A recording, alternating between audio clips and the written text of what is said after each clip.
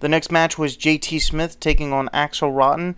They had been tag team partners for all of 5 seconds. In fact, in their first match, JT attacked Axel Rotten and thus begat this match. This was a good match. I really liked the ending. I thought the ending worked. What came after the match I didn't like.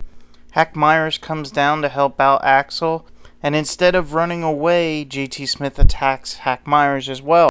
Which could have worked if Hack Myers was good at selling, but he didn't. He attacked JT Smith, and then the segment was over. I didn't like that either. JT should have taken a heel retreat, or he should have come out on top. But overall, it was a decent match. I'm going to give this a 5 out of 10. The next match is a vast step up, thankfully. Stevie Richards and the Eliminators, Perry Saturn and John Kronos, take on Francine and the Pipples in a 6-person dog collar match. Now, if you know me, you know I'm not a big fan of 6-man matches or multiple-man matches, but this one really works, and it's because it becomes a 3-on-2 handicap match, and I think that works a lot better. Just a really good match. The only thing I didn't like about it was they cut a portion out after the Pitbulls give Stevie Richards some kind of top rope double team move. I don't even know how to explain it. They cut to Francine covering Stevie Richards, and you can just kind of tell they just cut some portion out of it, which is a shame because they've got so much crap on this card. They could have done this match in its entirety. But like I said, a good match. I'm going to give this a 7 out of 10. After that, we've got Too Cold Scorpio taking on Sabu for the ECW World Television title. Now, I'm going to say if Brian Pillman's segment was the segment of the night, this is match of the night. This is worth seeing. I love this match. There's just no way to describe this match. It just shows how insane Sabu really is in the ring. Yeah, I just can't praise this match enough. It's worth seeing. There are just so many moments when you say, Sabu has to be dead from this. And Too Cold Scorpio just obviously holds his own. 2 great wrestlers in a great title match. I'm giving this a 9 out of 10. After that, we have Shane Douglas taking on Cactus Jack. There are a couple things about this match that don't work for me. One is that Shane Douglas is a heel. They've already established him as a heel when he came in, and he does heelish tactics throughout the match.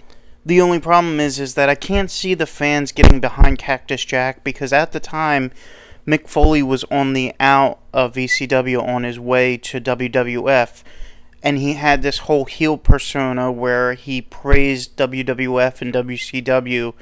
And at first the fans didn't buy it, but they slowly but surely began to boo him. And at this point he had turned on everybody that were his friends and had joined Raven's flock. Well, if the fans aren't going to chant for Foley and they're not going to chant for Shane, who do they have to chant for in this match?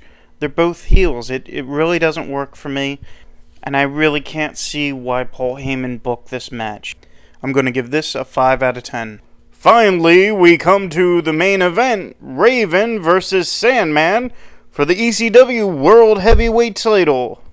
This was a mess of a match, but it was a fun mess. It's pretty short as title matches go, and there's a lot of interference on both sides, which is good. I'm not big on Sandman as a wrestler, but he manages to get some impressive moves in. There's one part that doesn't make sense to me, and that's the very end when Raven is left with his entourage. Sandman stands up and calls for Missy to come back into the ring, and she gives him a cigarette and a beer, and they stand there talking. I really don't understand what the point of that whole thing was. At first I thought Sandman might cane Missy for leaving his side, but it just ends with the two of them standing there, so that really didn't make sense to me. But it was an okay match. It really didn't feel like a main event yet again, but I've seen worse. I'm going to give this a 6 out of 10. Overall, ECW Cyberslam 96 is a below average show. You've got one really great match, but it's bogged down by either average matches or matches that shouldn't have been on the card to begin with. Seriously, the only things worth watching on this is Sabu, Too Cold Scorpio, and the Brian Pillman segment. That's it, and that's sad. I'm giving this a 4 out of 10. Thank you for listening, and please tune in again to another Bastard Review when I review another wrestling DVD in my collection, or anything else that crosses my path.